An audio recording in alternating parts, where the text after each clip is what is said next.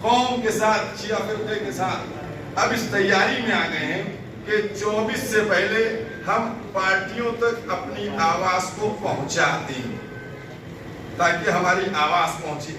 देखिए, मैंने कहा कि दो बातें आप लोग और गौर से सुनिए कि हमारा किसी एक पार्टी से नहीं मामला। अगर कोई ये समझता है कि ईद के दिन हम मुसलमान के घर पे चले जाएंगे तो मुसलमान हमको वोट दे देगा और मुसलमान के वोट मिल जाएंगे, तो हम अब मुसलमान को बेदार करेंगे कि ऐसे लोगों को वोट ना दें। वो अगर ईद के दिन तुम्हारे क्या आए तो तुम उनके होली दिवाली में चले जाओ। जो लोग ये समझते हैं कि हम पैदल चल के लंबी यात्रा निकाल के हम जो है वोट ले लेंगे भारत को जोड़ के और लोगों को जोड़ के, तो आप अगर जोड़ने की बात कर रहे हैं तो आपके पास अगर केंद्र में पावर नहीं है तो आपके पास 4 स्टेट में डायरेक्ट पावर है और 3 स्टेट में आप गठबंधन के साथ हैं। उस जोड़ों को क्यों नहीं दिखाते? ये सारी चीजें हमारे पास हैं और इसी के ऊपर लेके हम जो है 15 जुलाई को दिल्ली के अंदर, जिसमें बहुत बड़ी संख्या में हमारे जो उलमा हैं उनके टिकट्स वगैरह हो गए हैं, कंफर्मेशन मिल गए हैं और कश्मीर से लेके कन्याकुमारी तक सब सूबों से बुलाया गया है, जिसमें से काफी सूबों में हमारे सारी कंफर्मेशन हो गई है। और 15 जुलाई को जो हमारी दिल्ली में कॉन्फ्रेंस होगी शिया उलमा का, यहाँ पर बात खत्म नहीं होगी बल्कि इस शिया महासम्मेलन और कॉन्फ्रेंस के बाद फिर हम एक ज्वाइंट कॉन्फ्रेंस करेंगे। उसके बाद हम शिया और सुन्नी सब मिल के कॉन्फ्रेंस करेंगे। आज आप देखिए, अभी कर्नाटक का मंत्रिमंडल का गठन हो रहा था तो उसमें आप ही लोगों के माध्यम से कि साहब इस जात के मंत्री फलाने और इस जात के मंत्री फलाने, तो मैं कहना ही चाहता हूं कि जब 80% नॉन मुस्लिम है तो नॉन मुस्लिम की बात कीजिए। अगर आप उस नॉन मुस्लिम में बांटते हैं तो फिर मुसलमान जो 20% है इसके अंदर भी बांटिए आप कि ये शिया हैं, ये अहले सुन्नत वल जमात हैं, ये अहले हदीस हैं, एक इसका होगा और एक इसका होगा और किसका होगा। उसी के अलावा हम इस बात को भी लेके चलेंगे क्योंकि जितने भी अकलियती इदारे हैं उन सारे इदारों में हमारी प्रेजेंस जो है वो ना के बराबर है। लिहाजा हम आबादी के हिसाब से, अपनी जनसंख्या के एतबार से हम ये चाहेंगे कि हमको उसमें सीटें दी जाएं। ये हमारा एजेंडा है जिसके लिए हम 15 तारीख को दिल्ली में जमा होंगे। अब आगे आप लोगों को कोई सवाल हो, मैं इकट्ठा हो रहे हैं, शिया उलमा की कॉन्फ्रेंस होगी।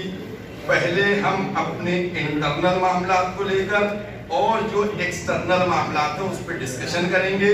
उसके बाद हम दूसरी कौमों के साथ बैठकर गुफ्तगू करेंगे। यूसीसी के जो आपने बताया ना, उसके लिए अभी का आपका मौक़िफ़ है वो किस तरह से? देखिए, यूसीसी का हमारा मौक़िफ़ ये है कि इसमें मुल्क में कोई इसकी जरूरत नहीं है। अगर आप मुल्क में देखिए, मैं सिर्फ उत्तर प्रदेश का उदाहरण आपको देने जा रहा हूँ। आप पूर्वांचल और बुंदेलखंड को मिला लीजिए, एक है, सेम है। हर जगह जगह का कल्चर बदल जाता है। हिंदुस्तान तो बहुत बड़ा है, इतने स्टेट, ठीक है। अगर आप कॉमन करेंगे तो जब कॉमन होगा तो भी सब चीजें कॉमन हो जाएंगी।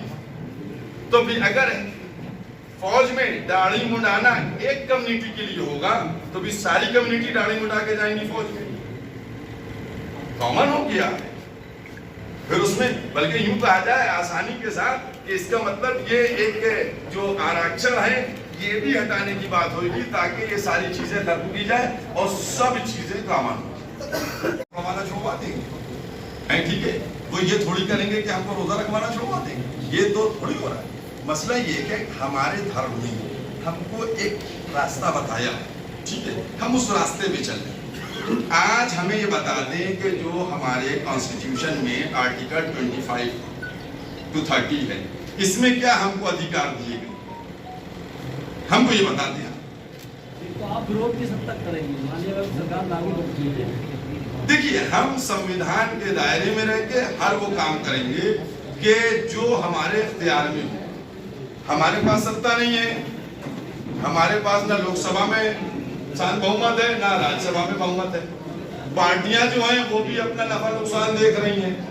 ठीक है, मैंने इसीलिए कहा कि जो ट्वीट वाली पार्टियां हैं, जो कहती हैं कि मुसलमान, वो निकल के मैदान में आए सामने और आने के बाद कहें कि हम इसका विरोध करेंगे। आज जो एक पार्टी दिल्ली में आए हुए अध्यादेश के पीछे दौड़ रही है लिए हुए कागज और इस सूबे सूबे जा रही है, वो क्यों नहीं कहती है कि ये चीज भी नहीं होना चाहिए? जी नहीं, वो आप भी समझ गए और हमने भी समझा दिया धीरे से। मैंने किसी का नाम नहीं उतार के दिया।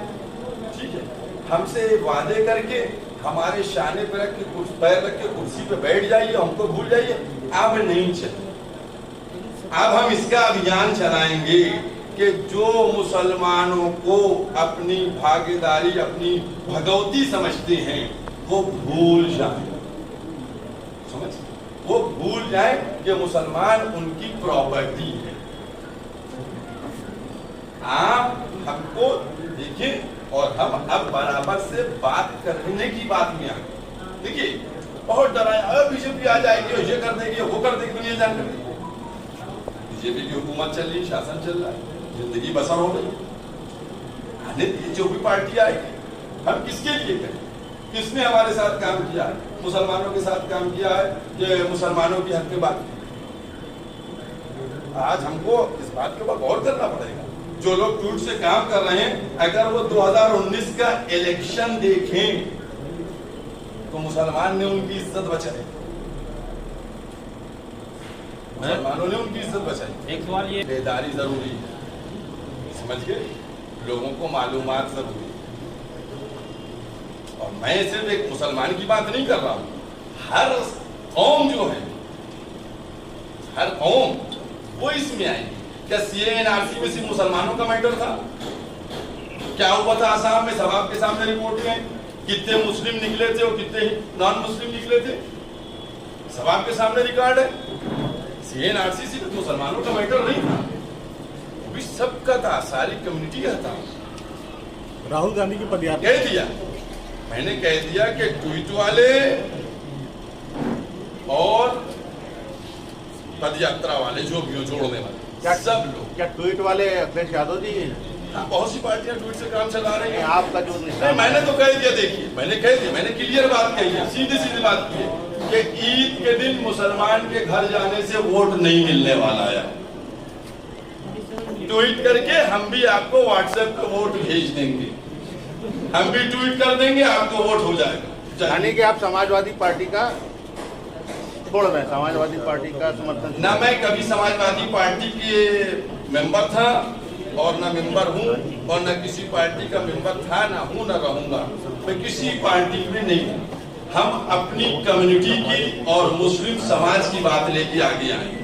ठीक है, हमारे साथ जो सही बात करेगा, सोशल जस्टिस, जो बात सही करेगा, हम उसको सपोर्ट करेंगे। सीधी सीधी बात।